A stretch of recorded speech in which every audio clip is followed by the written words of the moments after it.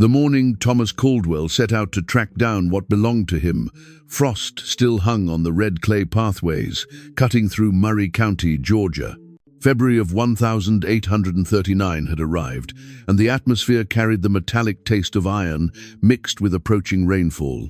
He positioned himself on the wraparound veranda of Caldwell Manor, a two-story plantation residence that surveyed 300 acres of cotton land, currently empty and awaiting the spring sowing season. Gripped in his hand was a weathered leather record book listing the names and physical descriptions of 47 enslaved individuals. His father's legacy, his responsibility, his fortune. 3 of those recorded names had disappeared 6 days earlier. Samuel, aged 28, powerful build, excellent dental condition. Eliza, 19 years old, domestic worker, fair complexion, and Eliza's boy, Joseph, not yet 7. They had slipped away under cover of darkness, abandoning only cold embers in the slave quarters and a solitary trail of prints heading northward toward the ridge, where the mountains started their gradual ascent toward Tennessee. Thomas had dispatched his overseer, Dutch Morgan, along with 4 professional trackers into those highlands 3 days back. Not one had come back. At this moment, as he observed the sun fighting through steel-colored clouds, Thomas experienced something absent since his youth: authentic terror. Not the controllable worry of harvest failure or financial trouble, but the instinctive panic that arrives when you recognize the world holds powers beyond balance sheets and ownership regulations. You're committing an error going up there. Thomas pivoted to discover his wife, Margaret, positioned in the doorframe. She had draped a thick shawl around herself regardless of the parlor fire blazing indoors, and her expression carried the exhausted, sleepless appearance he'd become familiar with throughout their dozen years of matrimony. What are your thoughts on this narrative? Your perspective means everything to us. Please subscribe, drop a comment expressing your thoughts, and inform us whether you're finding this story engaging. We genuinely appreciate your input. It allows us to develop superior content for you. Ever since their daughter succumbed to fever 2 winters past, Margaret had transformed into a phantom within her own residence, floating between rooms, communicating solely when required.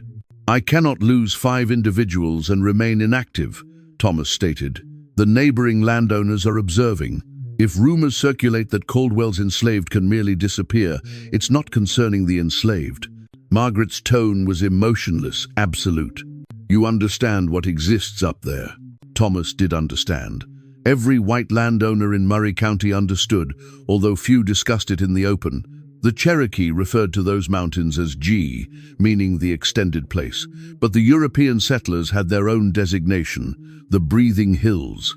During quiet evenings, you could detect wind traveling through invisible corridors, a noise resembling slow respiration. The Cherokee had secured the caverns before the authorities relocated them westward on the Trail of Tears, conducting ceremonies that extended 3 days and 3 nights. The military personnel who oversaw the displacement documented witnessing smoke ascending from the ridge, elevation and percussion that appeared to originate from underneath the ground itself. "Cherokee beliefs," Thomas declared, but his tone carried no certainty. "Then, for what reason haven't your people returned?" Thomas possessed no response to that question. He descended the veranda stairs and proceeded toward the stables where his mount, a bay gelding called Brutus, stood with obvious nervousness. The creature's ears lay pressed against its head, and its eyes displayed excessive white. By middle morning, Thomas had gathered a search party totaling 8 individuals. Present was Carson Webb, proprietor of the bordering land who had lost an enslaved person to the identical northern escape route the previous month. Present was Reverend Amos Price, a Methodist traveling preacher who transported a Bible in one palm and a Colt revolver in the other, trusting equally in redemption and ammunition. The additional 5 were commercial slave hunters from Alabama, severe individuals with more severe standings. Individuals who pursued human creatures the manner others pursued game animals. They traveled in quiet toward the Etowah Creek Valley.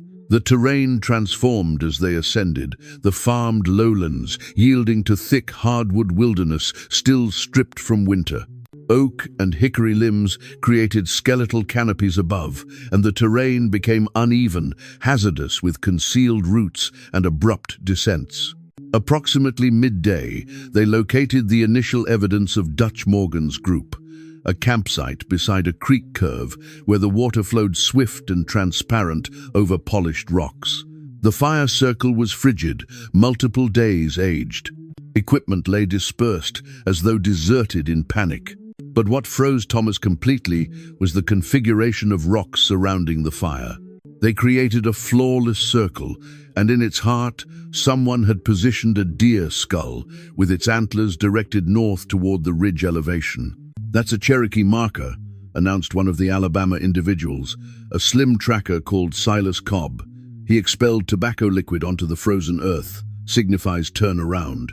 Signifies you're entering into sacred territory." "Sacred to whom?" Carson Webb challenged. "The Cherokee have departed. Government relocated them out the previous year." "Relocated the population," Silas stated softly. "Didn't relocate what they abandoned behind." They proceeded north, and as the afternoon illumination started to diminish, the forest transformed. The trees expanded, more massive here, ancient hemlocks and white pines that existed before European colonization. The quietness was total. No avian calls, no movement of small creatures, nothing except the noise of horses' hooves on rock and the intermittent creak of saddle hide. Then Reverend Price halted his mount so abruptly that Thomas nearly crashed into him. "Do you detect that?" Thomas concentrated. Initially he detected nothing.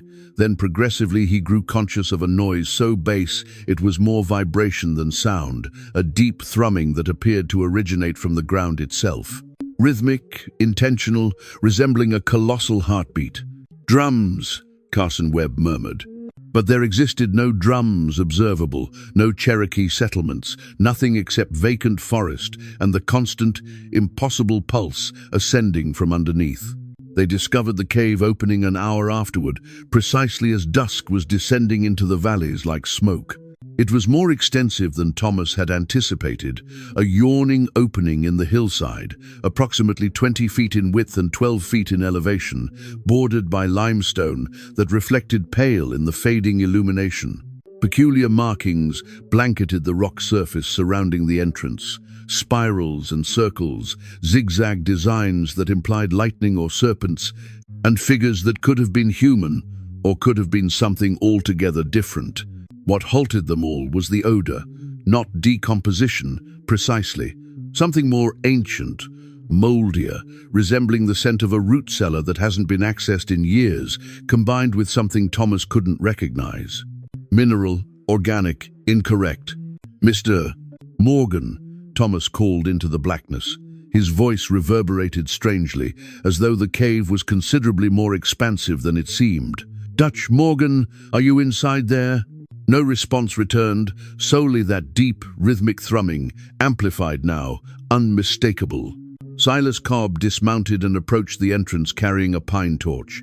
The flame light exposed the cave, extending backward into darkness, the walls polished as though by water across innumerable centuries. The markings persisted inside, becoming more intricate and troubling. Humanoid figures with animal skulls, depictions of violence and ceremony, symbols that pained to observe for extended periods. "I'll be cursed," Silas exhaled. On the cave floor, precisely inside the entrance, lay a trail of personal belongings. A blade, a leather water container, a wool jacket, Thomas identified as belonging to Dutch Morgan. And beyond them, distributed like breadcrumbs leading deeper into the earth, additional items, a boot, a hat, a pistol still within its holster. "They entered," Carson Webb stated unnecessarily. "They entered, and what? Forgot they had clothing on." Thomas dismounted, his legs unsteady. Every instinct shouted at him to climb his horse and travel hard toward home, to abandon his missing enslaved people and his missing overseer, to lock this location in his memory and never mention it again. But he was Thomas Caldwell, proprietor of 300 acres and 47 souls, an individual of position in the community. He couldn't display weakness, couldn't flee from darkness like a youngster. He accepted the torch from Silas. "I'm entering." "No, sir," Reverend Price interrupted. He'd withdrawn his revolver. "We proceed together, or none of us proceed." In the conclusion, 6 individuals entered the cave. 2 remained with the horses, weapons withdrawn, observing the tree line for dangers that could arrive from outside rather than within. The corridor descended progressively, the ceiling descending until they had to crouch, then elevated again into a chamber approximately 30 feet across. Additional markings blanketed every surface here, illuminated by their torches in wavering orange illumination. Thomas observed representations of ceremonies, circles of dancers, elevated hands, prone figures that could have been sacrifices or could have been something more terrible. And then he observed the initial body. It was one of the Alabama trackers, an individual called Virgil Cook. He sat with his spine against the cave wall, eyes open but unseeing, mouth extended in an expression that could have been terror or ecstasy. His skin was gray, waxy, and when Carson Webb contacted his shoulder, the body was frigid as the surrounding stone. "Deceased at minimum 2 days, Carson stated. "But observe, no wounds, no blood. It's as though his heart simply ceased." They discovered the other bodies deeper inside, distributed through connecting chambers like fragments of a shattered puzzle. Dutch Morgan lay face downward beside a pit that descended beyond their torch illumination, one hand extended towards something they couldn't observe. The remaining trackers were situated throughout the cave system, all with that identical expression, that identical grey pallor. "What terminated them?" Thomas inquired, though he wasn't certain he desired an answer. Reverend Price had gone pale, sweat forming on his forehead regardless of the cave's chill. "Whatever it is, it's still present. I can sense it observing." The thrumming had intensified, more demanding, and Thomas understood with increasing horror that it synchronized with his own heartbeat, that the cave itself appeared to respire in rhythm with his lungs. Then Silas Cobb, who had advanced ahead to investigate, released a choked noise. Thomas hurried forward and emerged into the most extensive chamber yet. His torch illuminated solely portions of it at a time, but what he observed defied understanding. The walls were blanketed floor to ceiling with names, hundreds of names, perhaps thousands, carved deep into the limestone with meticulous precision, and Thomas identified them. Caldwell Manor, Webb Plantation, Henderson Estate, Price Holdings, Morgan Farm. Every plantation in Murray County was represented alongside dozens more Thomas had never encountered. But that wasn't the troubling component. The troubling component was the dates carved adjacent to each name, dates that hadn't occurred yet. Caldwell Manor established 1837, that was accurate. But beneath it, Caldwell Manor burned 1841, and beneath that, Thomas Caldwell died 1840. Insanity! Thomas's hand trembled so severely the torch nearly dropped. He traveled along the wall, reading name after name, prediction after prediction. Plantations destroyed by fire, by drought, by flood. Owners deceased of fever, of violence, of suicide.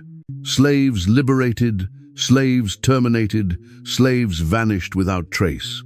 "This is impossible," Carson Webb exhaled beside him.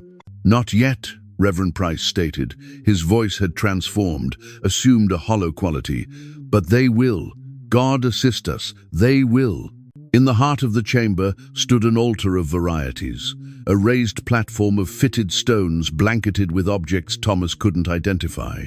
Bones configured in designs, clay figures with excessive limbs, and in the precise center, still radiating with faint illumination despite the darkness, a series of symbols that appeared to shift and writhe when viewed directly. The thrumming became overwhelming. The torches all extinguished simultaneously. In the absolute blackness, Thomas detected breathing that wasn't his own, movement that implied massive dimension, and most terrible of all, voices. Cherokee voices chanting in rhythm with that impossible drum pulse. Words he couldn't comprehend, but whose significance was transparent. You are not welcome here. You were never welcome here. This land remembers. When the torches ignited back to life, and Thomas could never clarify how they rekindled independently, the altar had transformed. Where there had been bones and clay, now there were three figures, restrained and kneeling: Samuel, Eliza, Joseph. They were alive, but silent, eyes wide, observing the white individuals with expressions that could have been pity. And behind them, carved fresh into the stone wall, still weeping limestone powder, were new words in English. We buried more than bones. We buried prophecy. Now you excavate your own graves. Thomas fled. He wasn't proud of it, but neither was he ashamed. Certain terrors demand flight, and this was one of them.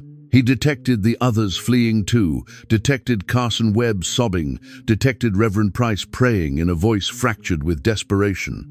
They exploded from the cave into twilight that appeared impossibly brilliant after the darkness underneath. The horses were screaming, wild-eyed, pulling at their restraints. The two individuals left to protect them were absent, simply vanished, abandoning behind solely their weapons and the echo of their terror. Thomas mounted Brutus and traveled harder than he'd ever traveled, branches striking his face, the gelding's hooves sliding on loose rock. Behind him, he could detect the others executing the same, and beneath it all, that accursed thrumming, pursuing them down the mountain like a promise. They didn't communicate during the journey home. What existed to declare? That they'd witnessed the impossible. That something in those caves possessed knowledge of the future, or perhaps was constructing the future, carving reality into stone like a sculptor forms clay. Thomas reached Caldwell Manor well after darkness. Margaret stood on the veranda with a lantern, and when she observed his face, she understood. "What did you discover?" she inquired. Thomas dismounted, legs scarcely supporting him. He observed his wife, his residence, the fields extending into darkness. All of it abruptly felt temporary, borrowed, constructed on ground that would never genuinely be his. "Our names," he stated finally. "We discovered our names and our conclusions." That evening, Thomas didn't rest. He sat in his study with his father's record book, reading through the names of the 47 individuals he claimed to possess, and for the initial time questioned what they understood that he didn't. What had Samuel, Eliza, and Joseph comprehended about those caves? What had attracted them there, to a location of prophecy and power when they could have fled anywhere? Outside, the wind intensified, and Thomas swore he could detect it, faint but unmistakable, the noise of drums underneath the earth and voices chanting in a language more ancient than his nation, more ancient than his laws, more ancient than his right to possess anything at all. The curse of Etowah had awakened, and Thomas Caldwell had 4 years until the date carved adjacent to his name became reality. The fever commenced 3 days afterward, not in Thomas Caldwell, but in Carson Webb. It initiated with perspiration and chills, the variety that accompany influenza or consumption. But Dr. Samuel Peyton discovered nothing incorrect when he examined Carson at Webb Plantation. No infection in the respiratory organs, no inflammation of the throat passage, no indicators of disease that medical science identified. Yet Carson lay in his bed, skin scorching to contact, muttering in a language Peyton didn't identify. Guttural sounds that resembled Cherokee but weren't precisely correct, as though the words were being articulated backward or inside out. By the 4th day, Carson was perceiving things. His wife, Constance, transmitted word to Thomas early in the morning. When Thomas arrived, he discovered Carson secured to his bed with leather restraints, thrashing with such force that the bed frame had fractured. Foam spotted his lips, and his eyes had rotated back until solely the whites displayed. "He keeps declaring the identical thing," Constance stated. She was a robust woman, practical, not inclined to hysteria, but her hands trembled as she gripped Thomas's arm. Repeatedly in English, and then in that other language, he declares, They're counting us. They're counting us all. Thomas felt ice expand through his chest. He'd spent the past 3 days attempting to persuade himself that what he'd witnessed in the caves was merely exhaustion, darkness, deceiving a fearful mind. But at this moment, observing Carson's distorted face, he understood the truth. The caves had infected them somehow, not with disease, but with knowledge, terrible, unwanted knowledge of what was approaching. Doctor. Peyton administered laudanum, sufficient to terminate a horse. But Carson's thrashing persisted. The restraints cut into his wrists, drawing blood that appeared excessively dark, almost black, in the lamp illumination. And through it all, that muttering persisted, Salagi at Scylla, Salagi at Scylla. They're counting us all. What does it signify? Constance demanded. What occurred in those caves? Thomas couldn't respond. Couldn't. How could he clarify that they'd discovered their futures carved in stone? That something ancient and patient had been waiting in the dark, maintaining records of every crime and every cruelty, preparing a reckoning that no law could prevent. By nightfall, 2 additional individuals from the expedition had fallen ill. Silas Cobb transmitted word from his boarding house in town that he was experiencing nightmares so vivid he could no longer distinguish them from waking existence. In these dreams, he stated, he was being judged by figures constructed of smoke and stone, condemned for sins he couldn't recall committing. And Reverend Price had secured himself in his church, refusing to emerge, his voice audible through the doors as he prayed ceaselessly, requesting forgiveness for trespasses he wouldn't identify. Thomas stood on his veranda that evening, observing the sun descend over his fields. The cotton was planted at this time, tiny green sprouts precisely beginning to penetrate through the red clay. In a normal year, this would be a period of hope, of potential. But Thomas observed those fields and witnessed solely Carson Webb's prophecy. Drought, failure, ruin. Margaret joined him, transporting 2 glasses of whiskey, though she rarely consumed. She handed him one, and they stood in quiet for an extended moment. You should depart, she stated finally. Accept what money we possess and travel north. Commence over somewhere the caves haven't marked you. Fleeing won't transform what's carved in that stone. Perhaps not, but remaining here guarantees you'll witness it occur. Thomas consumed his whiskey in one swallow. It scorched, but didn't warm him. Nothing appeared capable of warmth anymore, not since the caves. The enslaved know something. Samuel, Eliza, Joseph.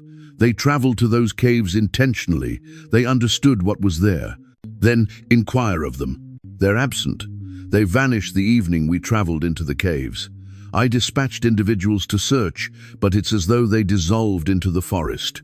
Margaret pivoted to him, and in the fading illumination, Thomas observed something he hadn't noticed previously. Fear, yes, but also a peculiar variety of acceptance. Perhaps that was the purpose. Perhaps they were never intended to be discovered. That evening, Thomas dreamed. He was back in the caves. But this occasion, he was alone. The torches blazed with cold blue illumination that cast no shadows, and the thrumming had resolved into distinct drum pulses, boom, boom, boom, resembling a heart, the dimension of the mountain itself. He proceeded deeper, past the chamber of names, into passages he hadn't explored previously. The walls here were different.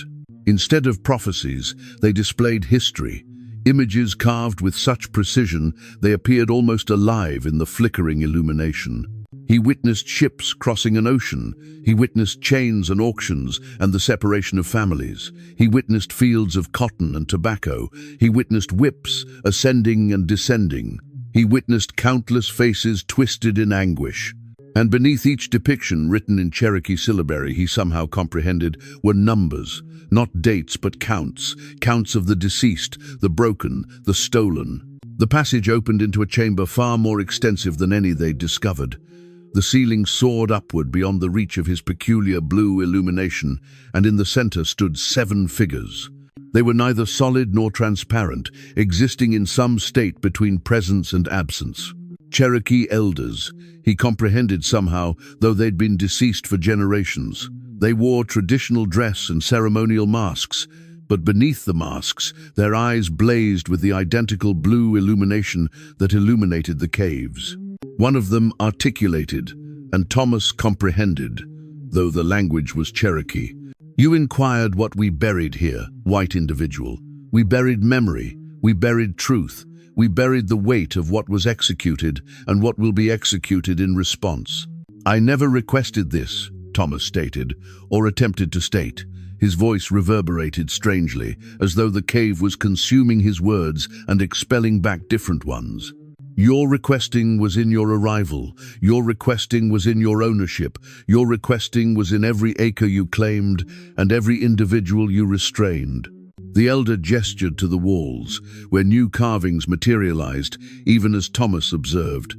Plantations burning, crops failing, children dying, madness spreading like fever through the white communities. This is prophecy, yes, but it is also justice. You compose one history above the ground, we compose another beneath it, and in the conclusion, the earth remembers both. "How do I halt it?" Thomas inquired. "You don't. It is already written, but there is mercy in understanding your conclusion. You may prepare. You may account for your debts before the final sum is tallied." "What debts?" "I inherited this plantation. I didn't initiate the slave trade. I'm simply attempting to survive in the system I was born into." The seven figures laughed, and it was the most sorrowful noise Thomas had ever detected. "That excuse will not serve here.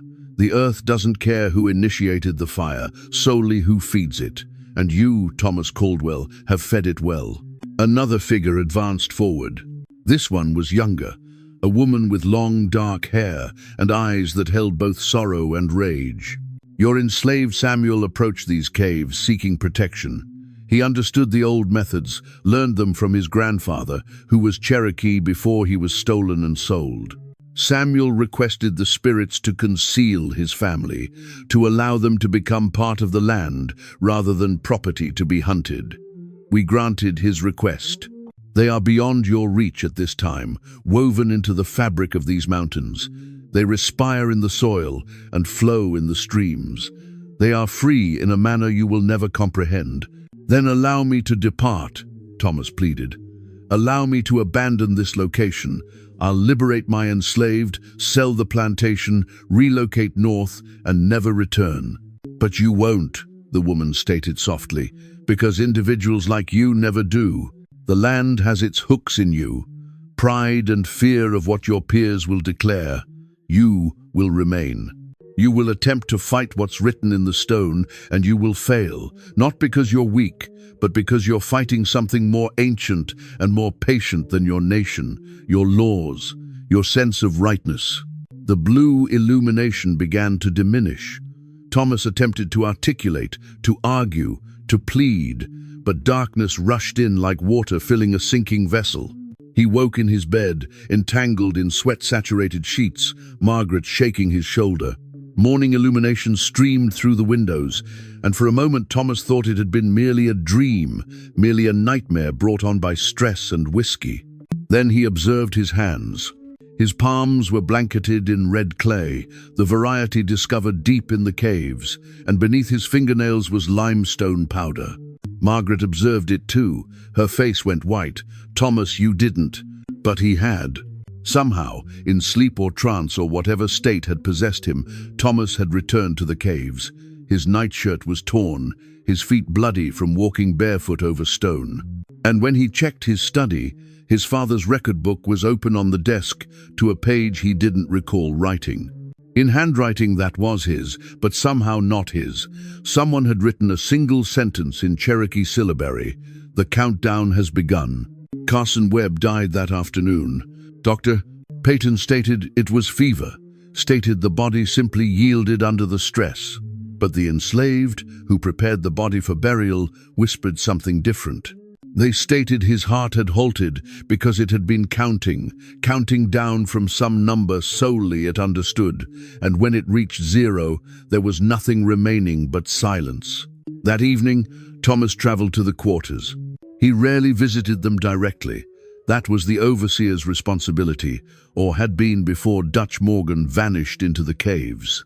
The enslaved individuals of Caldwell Manor lived in a row of small wooden cabins behind the main residence, each one housing an entire family in a single room. Smoke ascended from cook fires, and children played in the dirt while their parents returned from the fields. Exhausted, defeated, enduring. Thomas discovered an old individual called Josiah sitting outside his cabin, carving something from a piece of hickory wood. Josiah had been on the plantation longer than Thomas had been alive, transported over from Virginia in Thomas's grandfather's period. He was bent with age and labor, but his eyes were sharp, knowing. "Mr. Josiah," Thomas stated, feeling foolish, using the honorific, but needing something from this individual that couldn't be demanded. "I need to inquire of you about the caves." Josiah's hand stilled on his carving. For an extended moment, he didn't respond. "Then which caves would those be, Master Caldwell?" "You understand which ones. The Cherokee caves near Etowah Creek, the one Samuel transported his family to. Samuel and his family fled north. That's what you told the other masters. That's what you placed in your reports. We both understand that's not accurate." Josiah resumed his carving, shaving thin curls of wood that dropped like pale leaves. "What you understand and what you can prove are different things, and what you can prove and what you can transform are different still."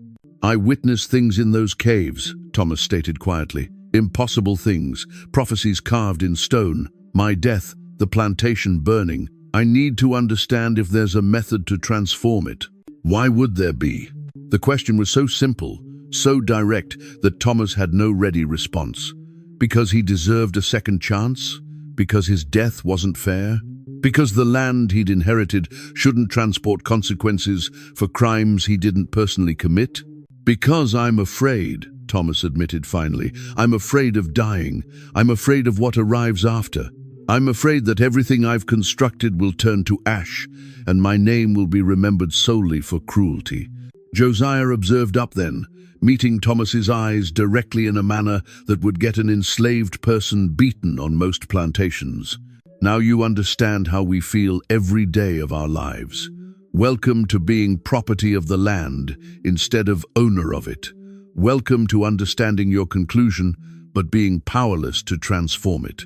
Welcome to the fear that eats at you from the inside until there's nothing remaining but the waiting. So there's no method out. No method to appease whatever's in those caves." "There's always a method," Josiah stated, "but it's not the method you'll want to accept. The Cherokee spirits, they don't desire your blood or your death. They desire the scales balanced. They desire the debts paid, all of them, going back generations. Can you execute that, Master Caldwell? Can you liberate 47 individuals and provide them land and compensations for stolen lives? Can you tear down this residence constructed on suffering and plant crops you'll harvest with your own hands? Can you make yourself small and powerless in service of making others whole?" Thomas stated nothing. They both understood the answer. "I thought not," Josiah returned to his carving. "Then you'll die in 1840, precisely like the stone declares. And perhaps that's justice too. Perhaps that's the price the land demands. One method or another, Master Caldwell, debts always arrive due." Thomas proceeded back to the main residence as darkness descended. The sky was transparent, full of stars that appeared indifferent to human concerns. Somewhere in the mountains, drums were pulsing. Somewhere in the earth, the countdown persisted. And in the caves beneath the breathing hills, 7 spirits waited patiently for prophecy to become history. Spring transported no relief. The drought initiated subtly, a week without rain, then 2, then a month. The cotton sprouts that had appeared so promising in February withered by April, their leaves curling and brown despite desperate irrigation efforts. Thomas ordered his enslaved workers to transport water from Etowah Creek in wooden buckets, a brutal task that left them exhausted and resentful.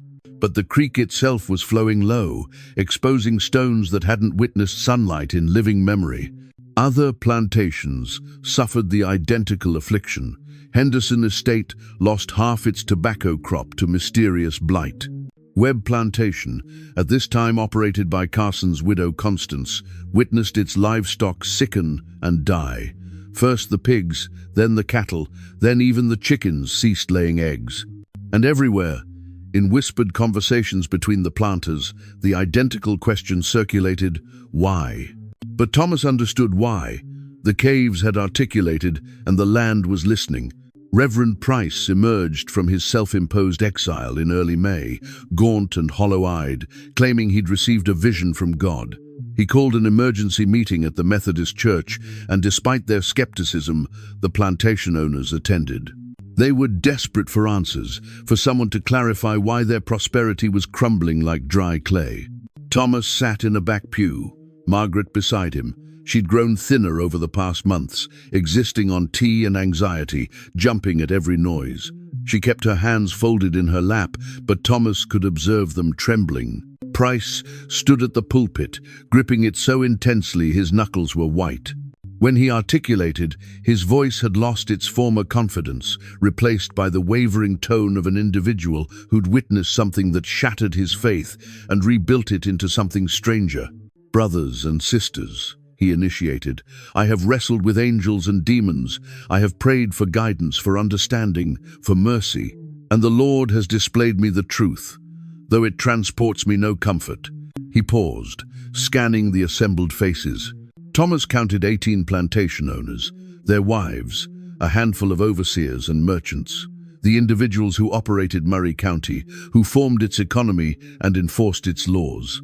"We are being judged," Price continued, "not by the laws of individuals or even by the laws of the federal government, but by something more ancient. The Cherokee traversed this land for thousands of years before we arrived. They understood its spirits, communed with forces we dismiss as superstition. And when we drove them west, when we acquired their sacred locations and defiled them with our presence, those forces did not simply vanish, they waited." Someone in the front row, Thomas thought it was James Henderson, stood up angrily. "This is Cherokee sympathizing, Reverend. The Indians were heathens. We transported civilization and Christianity to a savage wilderness." Civilization? Price's laugh was sharp, bitter. Is it civilized to possess human creatures? Is it Christian to separate mothers from children and sell them like cattle? Is it righteous to construct wealth on the backs of individuals who have no choice, no freedom, no hope? The church erupted in angry mutters. Several individuals stood to depart, but Price elevated his voice, commanding attention through sheer desperation. "I have witnessed what waits in those caves." His words reverberated off the wooden walls. "I have witnessed the prophecies, and I understand they're materializing true. Carson Webb, deceased of fever, drought terminating our crops, livestock dying without cause, and more terrible things are approaching. Fires, floods, madness, death. It's all written in the stone, dated and detailed like entries in a ledger. We are being balanced against our debts, and we are discovered wanting." "Then what do you propose?" Margaret articulated up, surprising Thomas. Her voice was steady despite her shaking hands. "If we're damned, what's the purpose of this sermon?" Price observed at her, with something approaching gratitude. "Repentance, restitution. We must liberate the enslaved individuals, return the stolen land, make reparations for." The church dissolved into chaos. Individuals shouted, women gasped, and Thomas observed the fury in his neighbors' faces. Liberate the enslaved, return the land? It was economic suicide, social destruction, the unraveling of everything they'd constructed. Thomas stood and pushed his method outside, needing air, needing space. He wasn't surprised when he detected footsteps behind him. Margaret, and surprisingly, Josiah's daughter Ruth, who served as a house-enslaved person at Caldwell Manor. Ruth was 24, intelligent, skilled at making herself invisible when white individuals articulated freely. But at this moment she observed directly at Thomas, and he observed no fear in her eyes, solely a variety of sad knowing. "It won't work," she stated quietly. "What won't work?" Thomas inquired, though he understood she'd been listening at the church door. Liberating us. The spirits don't desire freedom at this time. They desire accountability for what already occurred. You can't undo 200 years of stealing and terminating and breaking families. You can solely face what's approaching. How do you understand what the spirits desire? Ruth's smile was gentle, pitying. Because I listened when my grandmother taught me the old songs. Because I paid attention when Samuel returned from the caves and told us what he'd learned. Because, unlike you, Master Caldwell, I comprehend that some debts can solely be paid in blood and time. She pivoted and proceeded back toward the plantation, abandoning Thomas and Margaret standing in the churchyard. The sun beat down mercilessly, and in the distance, thunder rumbled despite the cloudless sky. "She's accurate," Margaret stated. "Whatever Price thinks he can execute, it's excessively late. We're going to die here, aren't we? All of us. The dates are already written." Thomas wanted to deny it, to rage against the unfairness of being punished for a system he'd inherited rather than created. But observing at his wife's resigned face, at the dying crops in the distance, at the mountains where the caves waited with their terrible knowledge, he discovered he couldn't lie anymore. "Yes," he stated simply, "I think we are." That evening, Thomas executed something he'd never executed previously. He gathered all 47 enslaved individuals on his plantation, men, women, children, and articulated to them as equals rather than property. They assembled in front of the main residence, confusion and fear on their faces. Masters didn't call meetings at evening. Masters didn't articulate to entire groups of enslaved individuals at once. It violated every social code, every power structure that kept the system functioning. Thomas stood on his veranda, lantern in hand, Margaret beside him. He observed at the assembled faces and witnessed weariness, exhaustion, and beneath it all, a variety of patient endurance that shamed him. "I traveled into the Cherokee caves," he initiated without preamble. "I witnessed prophecies carved in stone. My death is written there for 1,840. The destruction of this plantation is written for 1,841. Everything I've constructed, everything my father and grandfather constructed, is going to burn." Silence greeted this announcement. The enslaved individuals exchanged glances but stated nothing. "Samuel, Eliza, and Joseph are absent," Thomas continued. "They discovered a method out that I can't pursue or prevent. And I understand now, something you all understand about the caves. You've always understood. Your grandparents understood, and their grandparents before them. The Cherokee shared their knowledge with some of you, taught you the old methods, and you've been waiting for the prophecies to materialize true, waiting for justice." Josiah advanced forward from the crowd. "What do you desire from us, Master Caldwell? Absolution? Forgiveness? Some variety of answer that makes your conclusion easier?" "No," Thomas stated, and meant it. "I desire to understand what occurs next. Not to me, I understand my fate, but to you. When the plantations burn and the masters die, what occurs to the enslaved individuals?" It was Ruth who responded, articulating clearly in the evening air. "We become part of the land. The Cherokee spirits promised Samuel that any of us who desired could join them, become woven into these hills the manner our ancestors are woven into the African soil we were stolen from. We'll be free in a manner that has nothing to execute with papers or laws. We'll be wind and water, stone and root, memory and prophecy. We'll outlast every plantation, every master, every attempt to possess what cannot be possessed. And those who don't desire that will travel north," Josiah stated. "When the chaos arrives, when the old system breaks, we'll proceed away, and no one will possess the power to halt us. The prophecies aren't merely about white individuals dying, Master Caldwell. They're about us, living." Thomas felt something shift inside him, not quite acceptance, but a variety of exhausted surrender. "Then I won't halt you. When the period arrives, when whatever's going to occur starts occurring, I won't dispatch catchers or raise alarms. He struggled for words. "I'll bear witness. That's all I can offer." "That's more than most would offer," Ruth stated, "but it doesn't transform your conclusion. The stone understands what you've executed and what you've failed to execute. The debt is still owed." "I understand." The gathering dispersed gradually, enslaved individuals returning to their quarters with new knowledge. Their master was dying, his power was failing, and soon, very soon, they would be free. Not through legislation or moral awakening, but through something far more ancient and more implacable. Margaret and Thomas stood on the veranda extended after everyone departed. The evening was warm, humid, heavy, with the promise of storms that wouldn't arrive. In the mountains, drums beat their steady rhythm, and Thomas questioned if they were counting down days or heartbeats or some measure of justice that human mathematics couldn't calculate. "What will you execute with the time you possess remaining?" Margaret inquired. Thomas thought about that.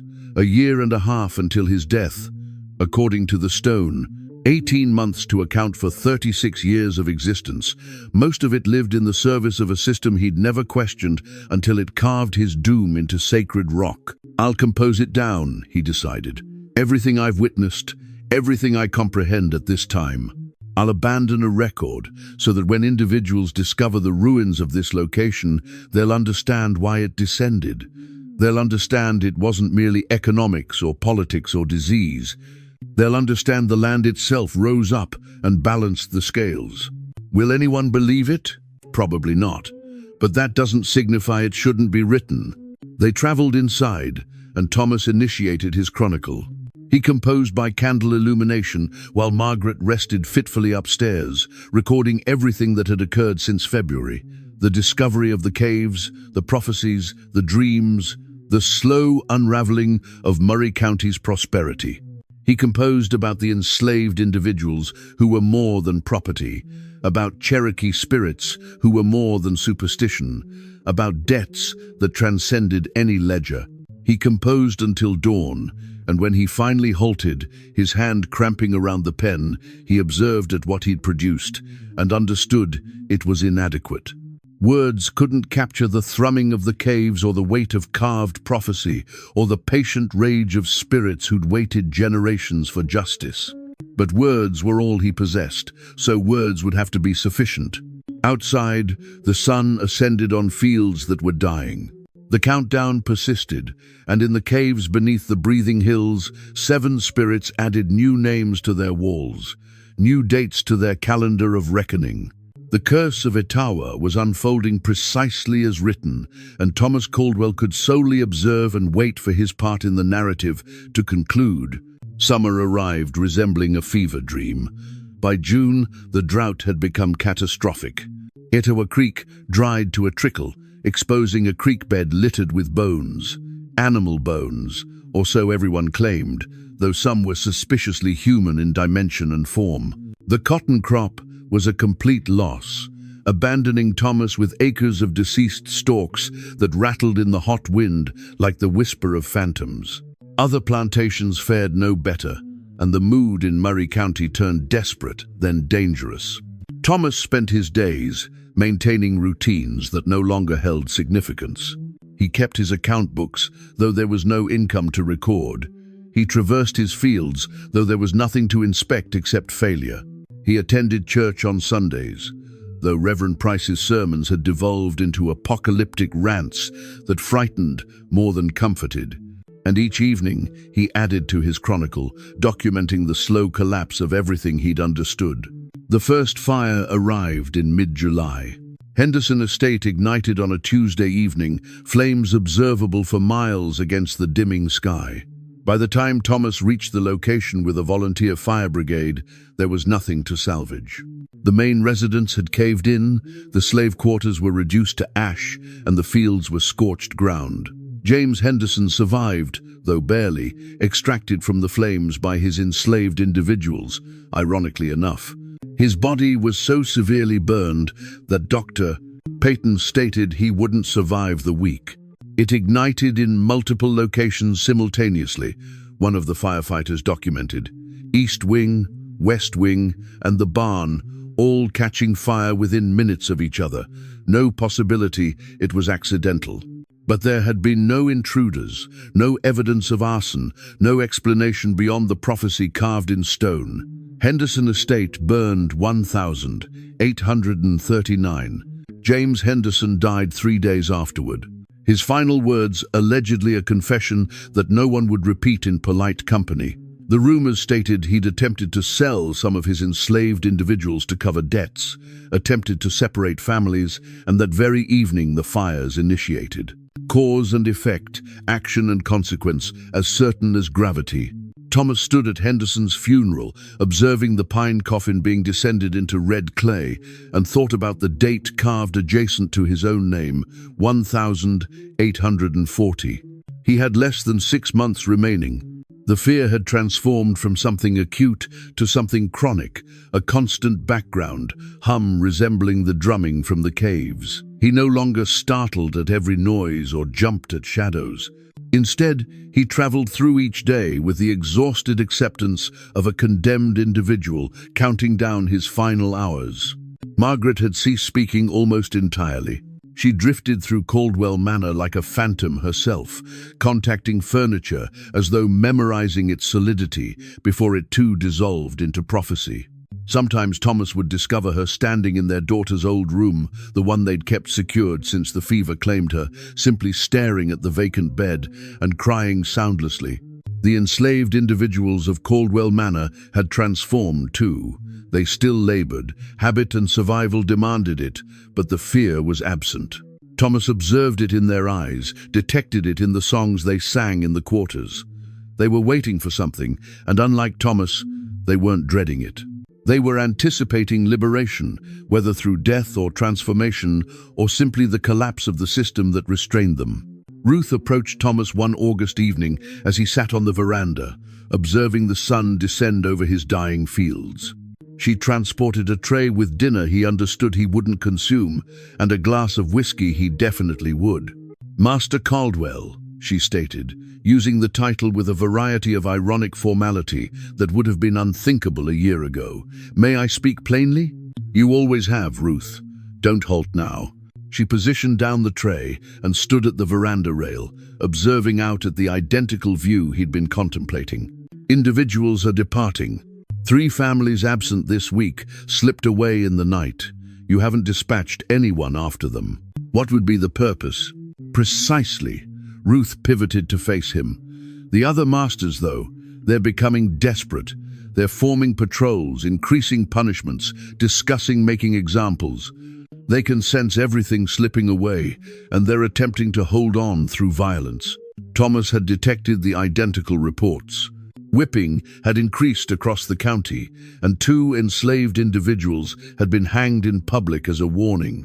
The white community was fracturing between those who sensed change approaching and attempted to accelerate their cruelty before time ran out, and those like Thomas who simply surrendered to the inevitable. "I won't halt individuals from departing," Thomas stated, "but I can't protect them from other plantation proprietors either.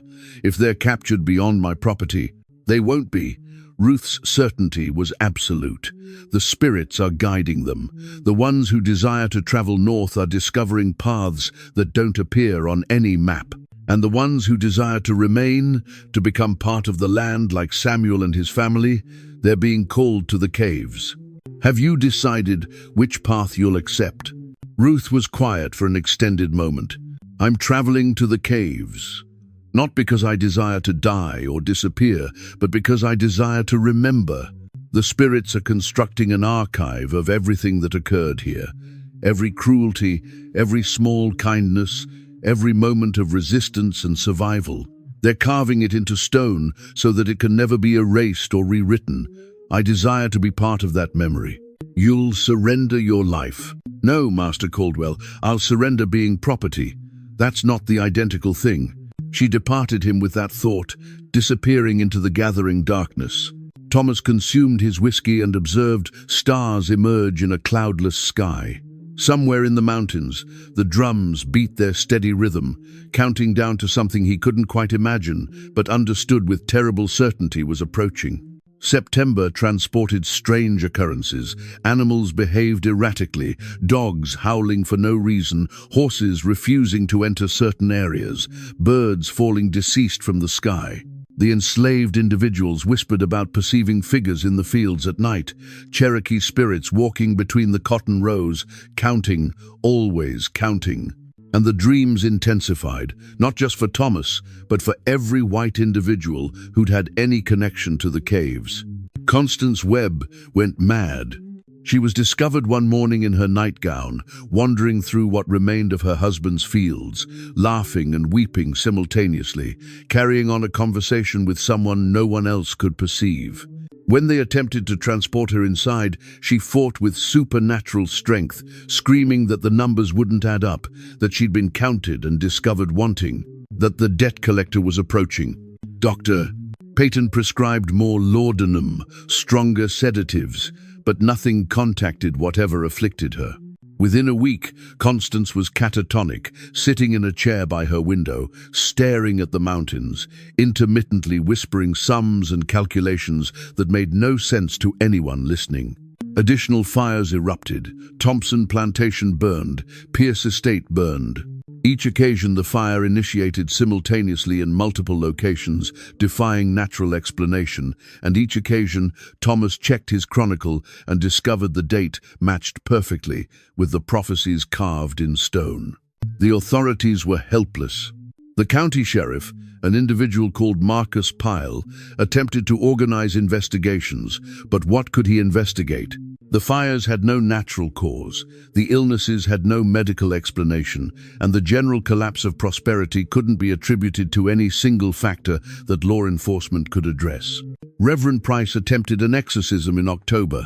He gathered volunteers at the mouth of the Cherokee caves, armed with Bibles and lanterns and righteous conviction, determined to drive out the evil spirits and reclaim the land for Christian civilization. Thomas didn't attend, but he detected about it from those who did. Price led the group into the caves, praying loudly, sprinkling holy water, calling upon God to cleanse the unholy location. They reached the first chamber, witnessed the prophecies carved in stone, and Price initiated reading scripture at the top of his lungs, his voice reverberating through the passages. The drums halted. In the sudden silence, they detected breathing, slow, deep, ancient breathing that appeared to originate from the stone itself. Then the torches extinguished all at once, abandoning them in absolute darkness. And in that darkness, they detected voices. Not Cherokee voices, but their own voices, articulating words they'd never stated, confessing sins they'd attempted to forget, admitting to cruelties they'd justified or denied. The group fled in panic. Price emerged last, his hair turned white, his Bible torn to fragments by hands that weren't his own. He never articulated coherently again, spending his final days in a rocking chair, flinching at sounds no one else could detect. By November, Thomas was one of the few plantation proprietors still functional. Others had died, gone mad, or simply abandoned their properties and fled north. The enslaved individuals were departing in a steady stream, sometimes entire families at once, walking into the mountains and never returning. No one pursued them anymore. There was no purpose. Josiah approached to observe Thomas on a cold November afternoon. The old individual appeared younger somehow, as though the approaching conclusion had lifted a weight from his shoulders. "I'm departing tomorrow," Josiah stated without preamble. "Transporting my family north. Just wanted to inform you in person."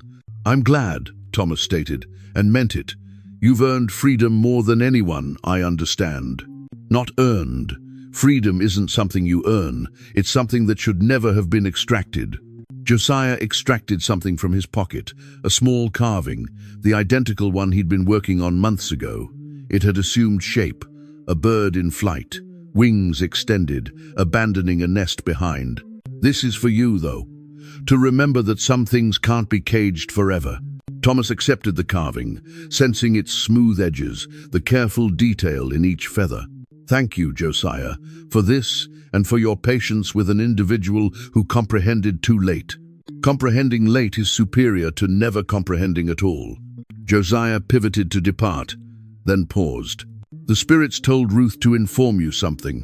Your death date, 1840. It's not merely about you dying, it's about who you are dying. Thomas Caldwell, the slave proprietor. Thomas Caldwell, the plantation master. That individual has to die. What arrives after, if anything arrives after, that's up to you.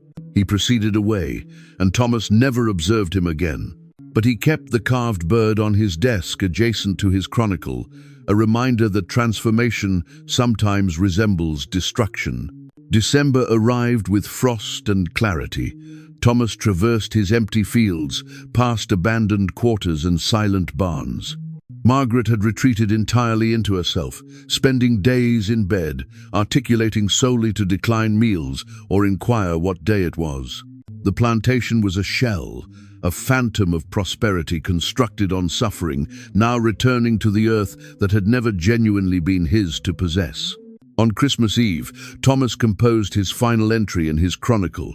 His hand was steadier than it had been in months, his mind transparent despite, or perhaps because of, the approaching conclusion. They refer to it as a curse, he wrote, but curses are merely consequences we didn't anticipate paying. The Cherokee spirits didn't doom us.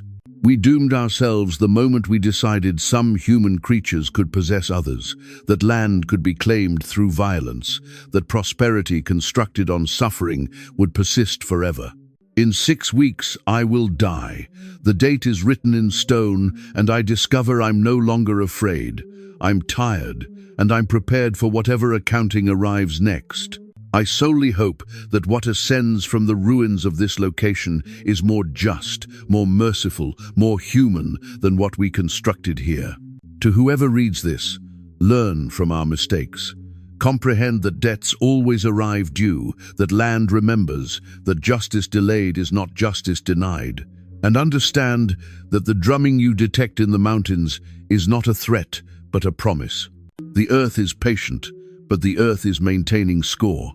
The curse of Etowah was our own construction. We simply didn't desire to believe it until the bill arrived due. Thomas closed the journal and positioned it in a metal box, which he buried beneath the largest oak tree on his property.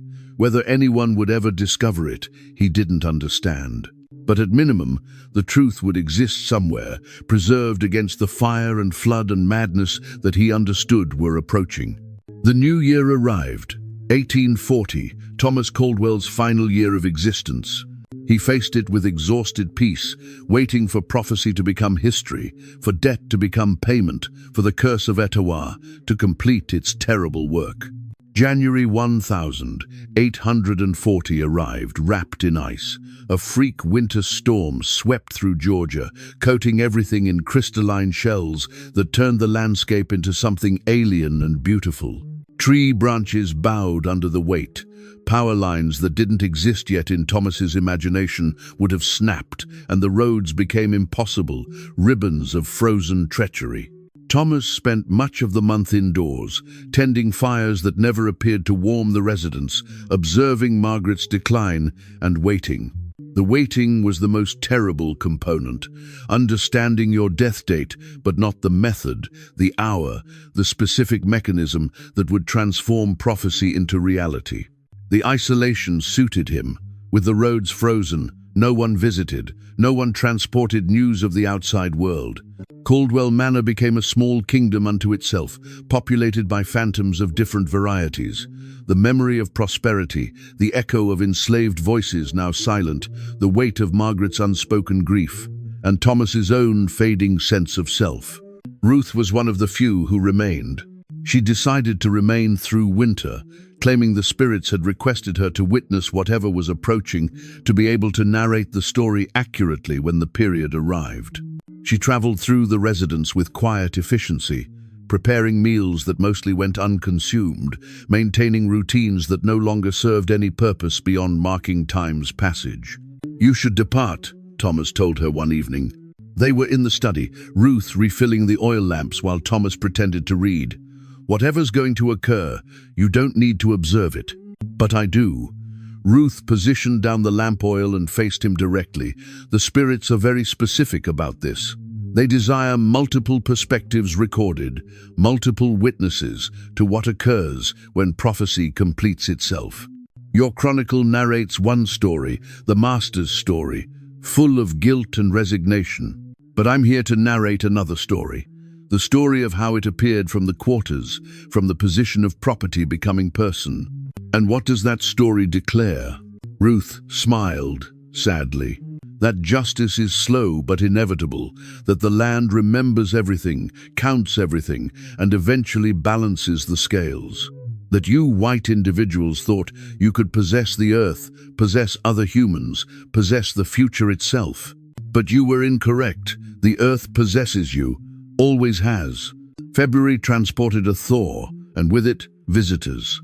The few remaining plantation proprietors formed what they designated a mutual protection society, though Thomas understood it was really merely a gathering of frightened individuals attempting to convince each other that the world still made sense. They met at what remained of the Webb estate, now managed by Constance's brother, who'd arrived down from Virginia to settle the property. Thomas attended reluctantly, more out of morbid curiosity than any hope of discovering solutions. The group consisted of 7 individuals, down from the 18 who'd attended Reverend Price's sermon the previous year. Death, madness, and flight had winnowed their numbers considerably. The meeting was tense, desperate. Discussion centered on dispatching for federal troops, requesting military intervention to restore order, though no one could quite articulate what order signified when your crops had failed, your labor force had fled, and your own mortality was written in stone in a cave you couldn't destroy or seal.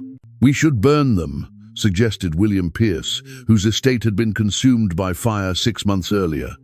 He'd survived, but was clearly unstable, his hands shaking, his eyes excessively bright. Burn the caves, collapse the tunnels, destroy the prophecies. Can't materialize true if the words are destroyed. "Fire won't work on stone," Thomas stated quietly. "And besides, the prophecies aren't creating the future, they're merely reporting it." "That's defeatist talk, Caldwell. You've surrendered." "I've accepted reality." The argument escalated. Voices elevated in that particular manner. Frightened individuals shout when they understand they're powerless, but refuse to admit it. Eventually, the group decided to petition the state governor for assistance, to dispatch representatives to the capital to seek help from authorities who had no more power over Cherokee spirits than they did over the weather. Thomas departed before the meeting concluded, traveling home through February mud, sensing the countdown in his bones. Less than 11 months at this time, less than a year, until whatever mechanism the prophecy had positioned in motion reached its conclusion. He discovered Margaret in the parlor, sitting in her usual chair by the window, staring at nothing. She'd assumed to this spot months ago, and sometimes Thomas questioned if she was already deceased, if solely her body remained while her mind had fled to some safer distance. "Margaret," he stated gently, sitting across from her, "can you detect me?" A lengthy pause, then a small nod. "I need to inform you something. I'm going to die this year. You already understand that, but I need to articulate it out loud, and when I'm absent, you should abandon this location.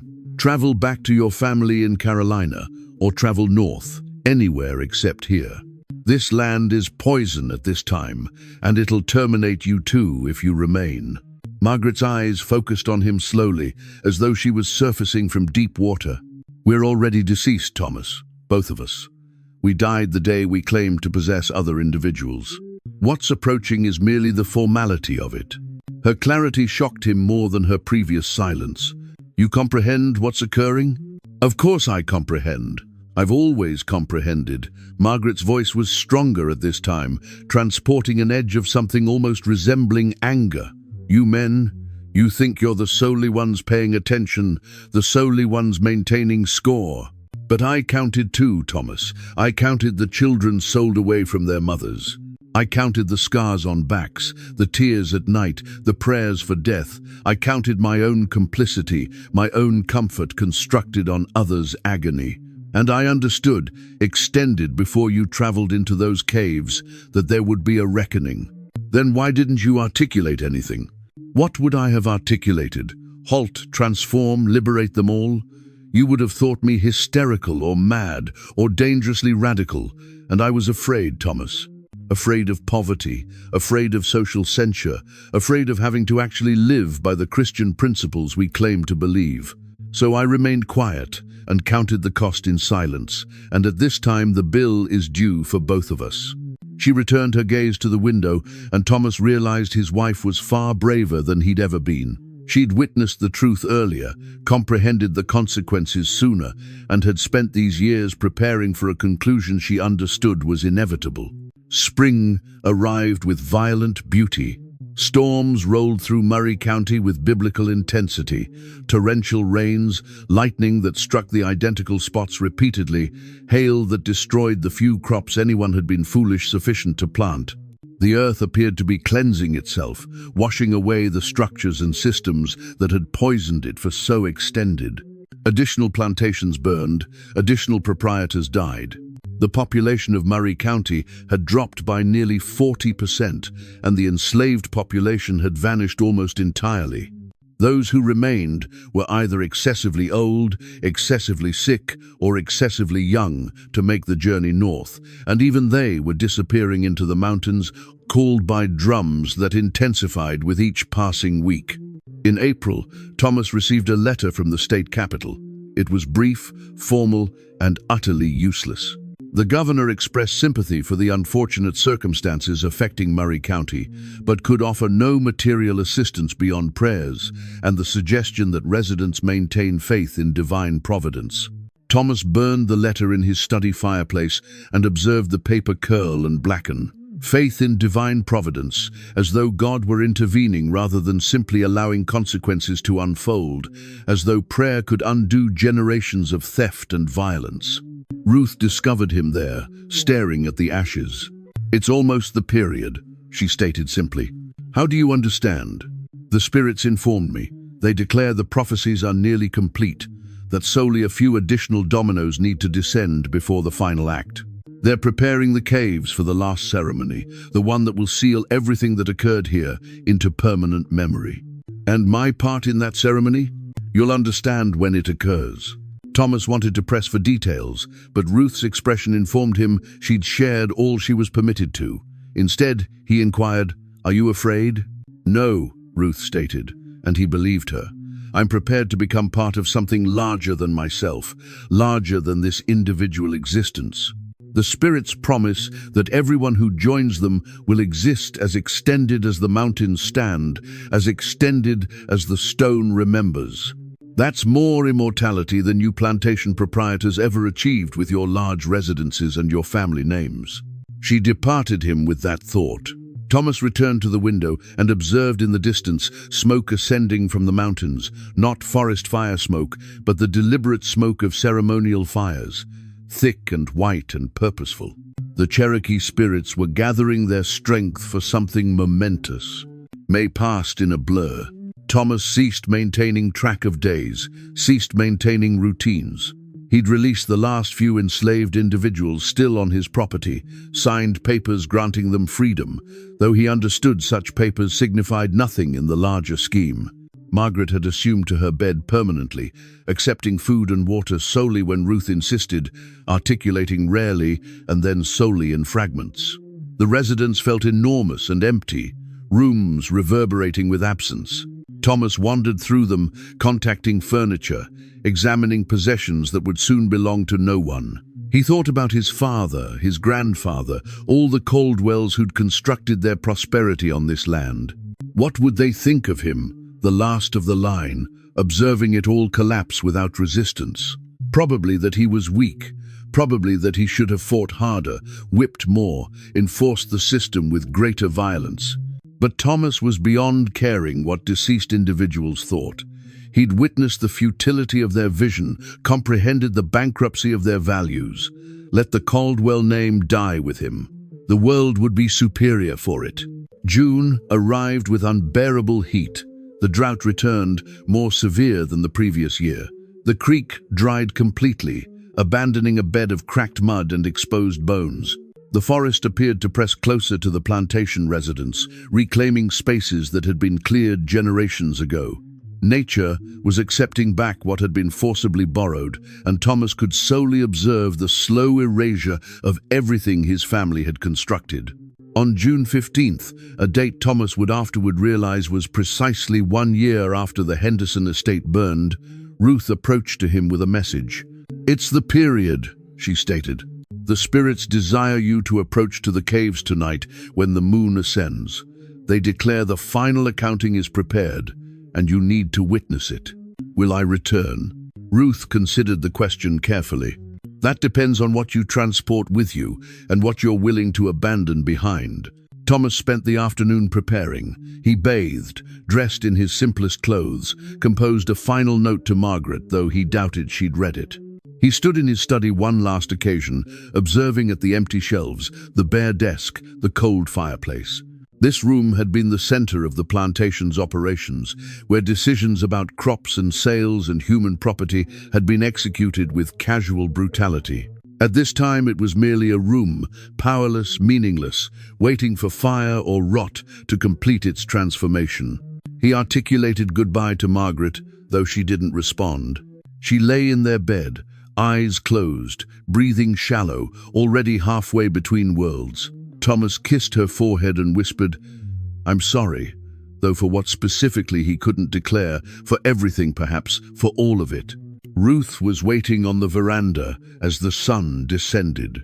She transported a small bundle of supplies and wore traditional Cherokee dress that Thomas had never observed her wear previously. Deerskin decorated with beadwork patterns that suggested both mourning and celebration. "Where did you acquire those clothes?" he inquired. "The spirits provided them. They desire me to enter the final ceremony dressed appropriately, honoring both my African ancestors and the Cherokee spirits who are welcoming us." They proceeded in silence as darkness descended. The path to the caves was transparent at this time, as though it had been traveled frequently, as though hundreds of feet had worn the route into the earth itself. The drums were loud, no longer distant or mysterious, but immediate, real, calling them forward with hypnotic insistence. Other figures preceded the path too. Shadows that could have been human, could have been spirit, could have been something between. They nodded to Ruth and Thomas, but didn't articulate, all traveling toward the identical destination with the identical mixture of purpose and resignation. The cave entrance radiated with firelight. Thomas could observe the flickering orange illumination spilling out into the night, and as they drew closer, he detected voices, Cherokee voices, singing in harmony with the drums, words he didn't comprehend, but whose significance was transparent, ending, beginning, judgment, mercy, memory, justice. Ruth accepted his hand. "Whatever you observe in there, whatever occurs, understand that it's been approaching for an extended period. This isn't cruelty. This is balance." They entered the caves together, and Thomas Caldwell proceeded willingly into prophecy. The main chamber had been transformed. Where Thomas remembered crude stone and carved prophecies, at this time there was an elaborate gathering space, illuminated by hundreds of small fires. The flames burned without smoke, casting illumination that appeared to originate from within the stone itself. The walls pulsed with that illumination, and the prophecies carved there radiated gold and red, resembling fresh wounds. 7 figures stood in the center, the identical Cherokee elders Thomas had witnessed in his dream, but solid at this time, present, undeniable. They wore ceremonial masks and traditional dress, and they stood in a flawless circle around a stone altar that hadn't existed during Thomas's first visit. Arrayed around the chamber's perimeter were others. Thomas identified some: Samuel, Eliza, young Joseph, appearing peaceful and whole. Josiah was there, and dozens of other enslaved individuals from plantations across Murray County. But they weren't quite solid, weren't quite phantoms. They existed in some liminal state, present and absent simultaneously, belonging to the earth at this time rather than to any master. And beyond them, Filling every shadow and corner were Cherokee spirits, hundreds of them, perhaps thousands, the accumulated deceased of centuries, all gathered to witness this final ceremony. Ruth led Thomas to a spot near the altar. She squeezed his hand once, then released it and traveled to join the other formerly enslaved individuals, assuming her place among those who'd chosen transformation over flight. One of the 7 elders advanced forward. When he articulated, his voice filled the chamber with a resonance that made Thomas's bones vibrate. Thomas Caldwell, last son of the Caldwell line, last master of 300 stolen acres, you have been called to witness the completion of the prophecies and to receive your accounting. Thomas discovered his voice, though it shook. I'm prepared. Are you? The elder's eyes behind his mask were ancient, knowing. You believe yourself prepared because you've accepted your death. But death is not the debt we're here to collect. Death is easy. Transformation is hard. The other elders traveled, and the stone altar between them transformed. Its surface became reflective, not resembling mirror glass, but resembling water, dark, deep water that reflected things that weren't in the chamber. Thomas observed images forming. Scenes from his existence played out in supernatural clarity. He observed himself as a boy, learning from his father how to manage property, how to calculate the value of human creatures, how to maintain authority through violence and fear. He observed himself as a young individual, inheriting the plantation without question, advancing into his father's role as naturally as he'd advanced into his father's boots. He observed individual moments of cruelty, a whipping he'd ordered for an enslaved person who talked back, the sale of a family to cover gambling debts, the casual indifference with which he'd sentenced individuals to lifelong bondage. And more terrible than the active cruelty, he observed the passive acceptance. All the occasions he could have articulated against the system, could have liberated his enslaved individuals, could have used his privilege to challenge rather than perpetuate injustice, but chose comfort and conformity instead.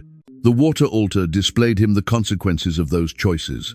Children growing up without parents, families torn apart by sales and transfers, the accumulated suffering of hundreds of individuals whose existences had been formed by his decisions, or his father's, or his grandfather's. The weight of it was staggering, unbearable, and Thomas sank to his knees. I didn't understand, he whispered. I didn't comprehend.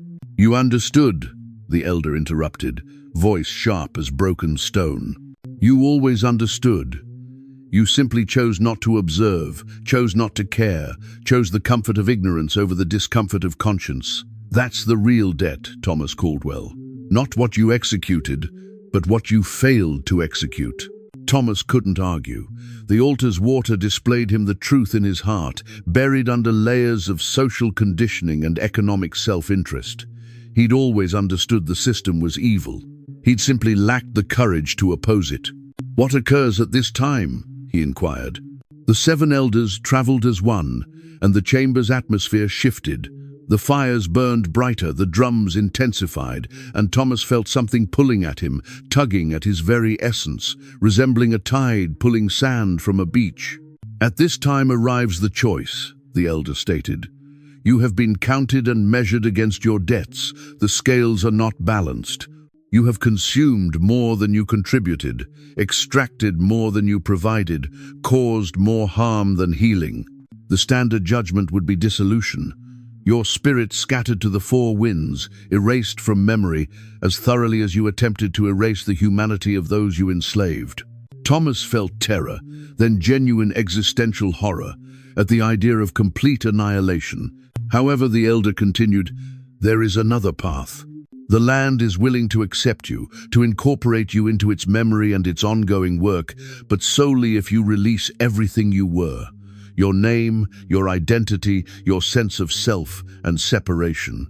You would become part of the stones that count, the earth that remembers, the wind that transports stories. You would exist, but not as Thomas Caldwell. You would serve, but not as master. You would remember, but the memories would belong to the land rather than to you. That's death, Thomas protested weakly. No, Ruth articulated from her place among the transformed.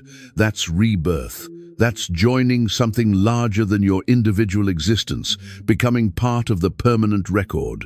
I'm accepting that path, Thomas. So are hundreds of others. We're choosing to become memory, to ensure that what occurred here is never forgotten or rewritten. Join us. Thomas observed around the chamber.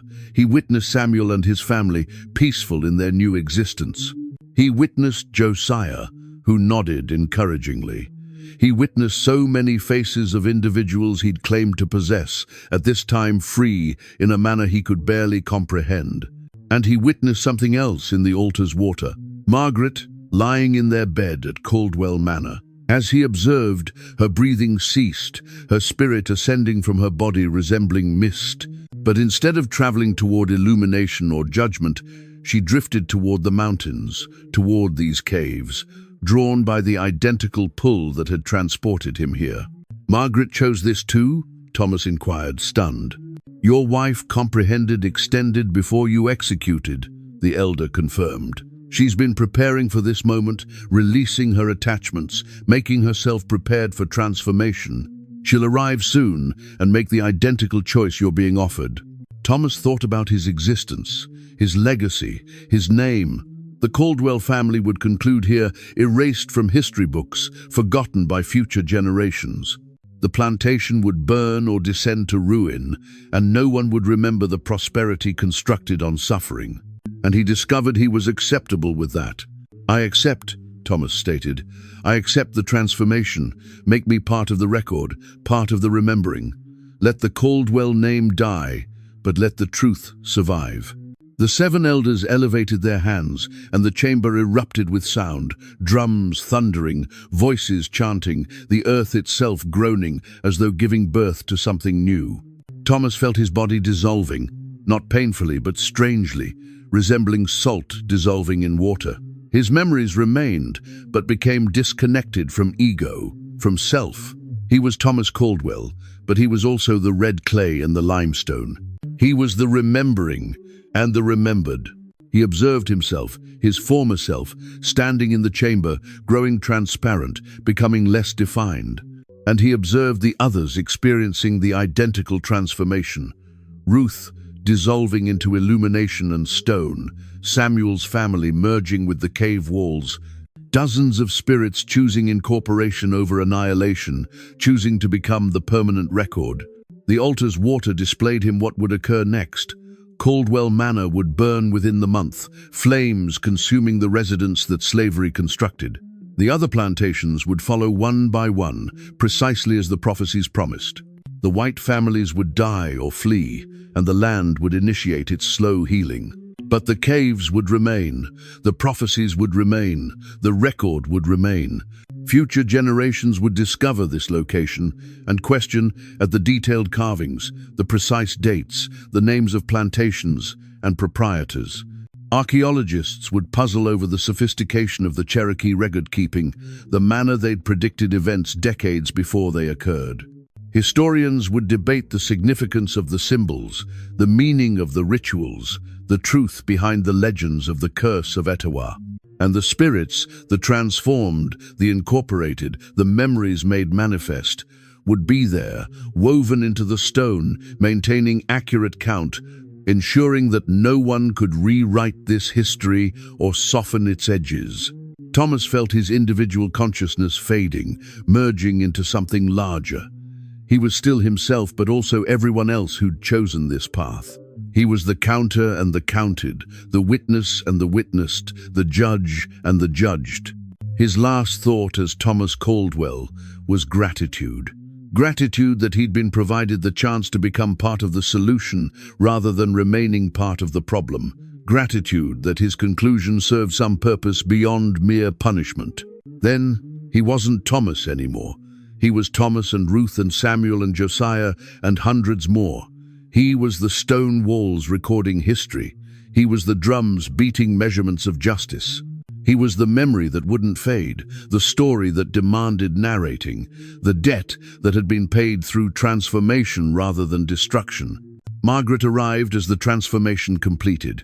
Her spirit entered the chamber, observed at the glowing walls, comprehended instantly what was being offered. She didn't hesitate, proceeding directly to the altar and offering herself to the identical process. As she dissolved into illumination and memory, Thomas, who was not Thomas anymore, felt her join the collective consciousness. She transported her own memories, her own guilt, her own desire for meaningful conclusion, and the caves accepted her, incorporated her, made her part of the eternal record. The ceremony concluded as dawn approached. The 7 Cherokee elders removed their masks, revealing faces that were neither old nor young, neither entirely spirit nor entirely flesh. They'd been performing this role for generations, maintaining the counting, the recording, the balancing of scales. "It is executed," the elders stated, articulating to no one in particular and everyone at once. "The prophecies are fulfilled, the debts are paid, the record is complete." The fires in the chamber initiated to dim, not extinguishing, but settling into a steady radiance that would burn forever, sustained by the transformed spirits who at this time made the caves their residence. The drums slowed to a heartbeat rhythm, steady and eternal, counting time and justice in flawless synchrony. Outside, the sun ascended on June 16, 1840. Thomas Caldwell was officially deceased, though no body would be discovered. Margaret Caldwell was deceased. Caldwell Manor stood empty, waiting for the prophesied fire to reduce it to ash and memory. By July, the fire arrived. By August, all the major plantations in Murray County had burned or been abandoned. By the conclusion of 1841, the landscape appeared almost as it had before European settlement. Forest reclaiming cleared land, creeks flowing transparent, wildlife returning to spaces that had been hostile to them for decades. The few white families who remained informed their children about the curse of Etowah, about Cherokee spirits who'd exacted revenge, about caves that should never be disturbed. The stories intensified in the narrating, becoming legend, becoming myth, becoming the variety of tale that individuals solely half believe, but fully respect. And in the caves beneath the breathing hills, the spirits kept their vigil. They counted every visitor who approached with reverence, every scholar who sought to comprehend, every descendant of enslaved individuals who returned to honor their ancestors. They counted, but didn't curse these visitors, because the curse had been specific, targeted, complete. The counting continued for other purposes at this time, recording acts of justice delayed, but finally achieved, marking moments when truth was acknowledged rather than buried, celebrating small victories in the ongoing struggle for human dignity and freedom. The prophecies on the walls remained, but new carvings materialized alongside them. Names of enslaved individuals who'd escaped to freedom, names of abolitionists who'd fought the system, names of those who'd resisted, survived, persisted. The caves became an archive of both crime and resistance, both oppression and liberation, holding the full complexity of history in stone. Travelers passing through Georgia on cold nights still document detecting drums beneath the soil. If you listen carefully, you can detect voices singing in Cherokee and African languages, in English, and in tongues that possess no human name. And if you're very patient, very still, you might detect the phrase transported on the wind, "We buried more than bones, we buried truth, we buried memory, we buried justice delayed but never denied." The Cherokee designated it protection. The South designated it a curse. But the spirits who lived in the stone understood it was simply accounting, the patient, thorough work of maintaining records accurate, of ensuring that history couldn't be sanitized or forgotten, of making the land itself a witness to everything that occurred upon it.